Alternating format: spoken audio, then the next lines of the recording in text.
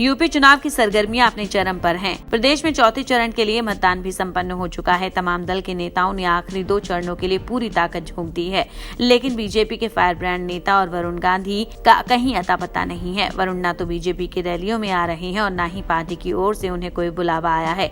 ऐसे में सवाल उठते हैं कि आखिर यूपी चुनाव से क्यों गायब है फायर ब्रांड नेता वरुण गांधी?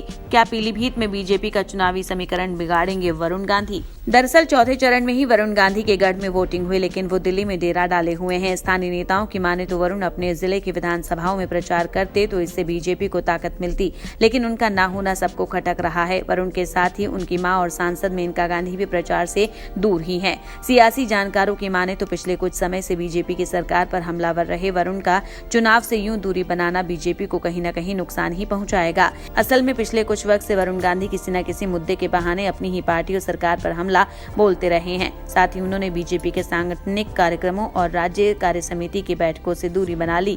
जानकारों के मुताबिक मेनका गांधी और वरुण गांधी का हाशिए पर जाना मोदी सरकार के दूसरे कार्यकाल की शुरुआत में शुरू हो गया था। पहले कार्यकाल में मेनका महिला और बाल विकास मंत्री थी, लेकिन 2019 में मोदी सरकार के दूसरे कार्यकाल में उन्हें हटा दिया गया।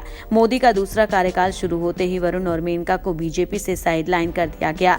दोनों औपचारिक तौर पर 2004 में बीजेपी में शामिल हुए थे।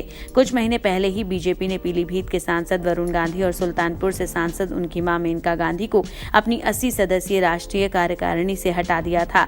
ये घटना संभवतः वरुण गांधी के मुख्यमंत्री योगी आदित्यनाथ को 4 अक्टूबर के पत्र का परिणाम थी, जहां उन्होंने सुप्रीम कोर्ट की निगरानी में सीबीआई जांच के साथ साथ लखीमपुर खीरी घटना में हत्या का मामला दर्ज करने की मांग की थी। ऐसे में देखने वाली बात होगी कि चुनाव से वरुण गांधी की दूरी पीलीभीत में बीजेपी के चुनावी समीकरण को कितना प्रभावित करती है। इंडिया न्यूज वायरल की रिपोर्ट।